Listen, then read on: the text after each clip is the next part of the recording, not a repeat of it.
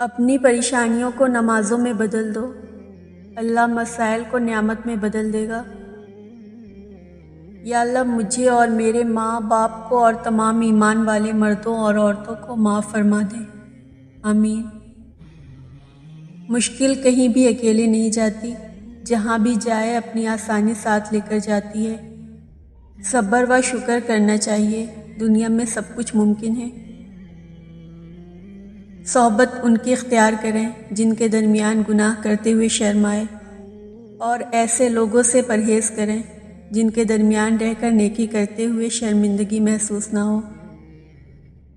آنسو بہاؤ اور خوب بہاؤ، یہ سوچ کر نہیں کہ ہماری خواہشات پوری نہیں ہوتی، بلکہ یہ سوچ کر کہ ہم خواہشات کے کس قدر غلام ہیں۔ اگر لفظوں کی تعلیم کے ساتھ لفظوں کی حرمت کا احساس بھی دلا دیا جائے تو تعلیم اور تربیت دونوں ہو جاتی ہے۔ زمانے کا کام ہے مشکل میں ڈالنا، اور اللہ کا کام ہے مشکل سے نکالنے کے لیے ہزاروں راستے نکالنا۔ بے شک خاموشی ایک بہترین ہتھیار ہے، خاص طور پر اس وقت جب لوگ آپ سے چیخنے کی توقع رکھیں۔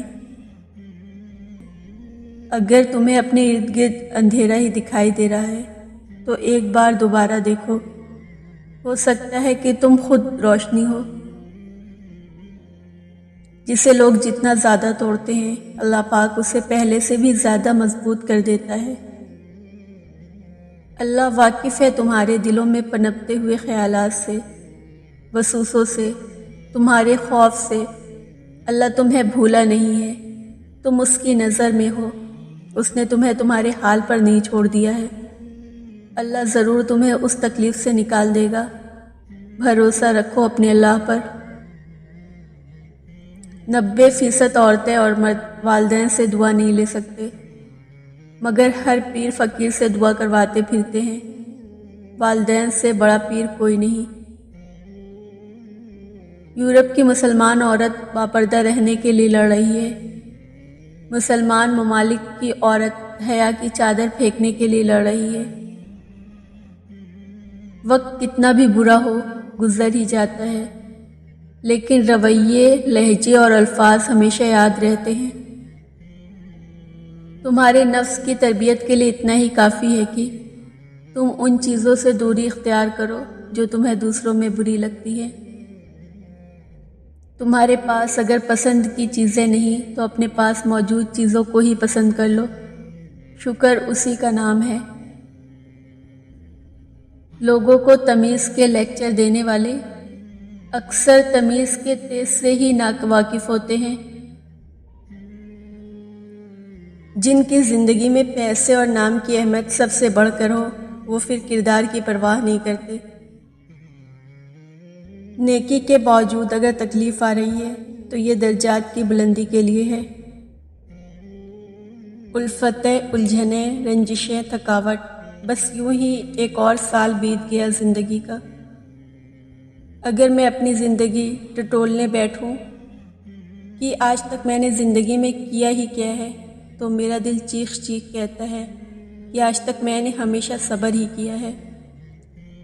پھر میں بھی دل کو ایک سبق پڑھا دیتی ہوں، صبر کرو، بے شک صبر کا بدلہ جنت ہے۔ انسان کی عقل صرف اتنی سی ہے، اگر اسے جانور بولو تو ناراض ہو جاتا ہے، اور اگر اسے شیر بولو تو خوش ہو جاتا ہے۔ شیر بھی تو ایک جانور کا نام ہے۔ خوبصورت دل ضمیر اور زبان سے نہیں ہوتے، پھر پتہ نہیں یہ لوگ اسے شکل اور کپڑوں میں کیوں ڈھونڈتے ہیں۔ ایک لڑکی کو اپنے نصیب کی بہتری کے لیے اتنی ہی دعائیں کرنی چاہیے جتنی وہ جنت کو پانے اور جہنم سے بچنے کے لیے کرتی ہے، کیونکہ نیک اور اچھے ہمسفر کا ساتھ جنت تک لے جاتا ہے۔ مجھے اب کسی سے قریب ہونا پسند نہیں ہے، کیونکہ یہ لوگ جو زندگی میں قریب ہوتے ہیں ان سے دوری ذہن کو ڈسٹرب کر دیتی ہے، چاہے وہ دوری وقت کی قلت کی وجہ سے ہو، یا کسی کے چھوڑ جانے کی وجہ سے ہو، یا کسی بھی مجبوری کی وجہ سے ہو۔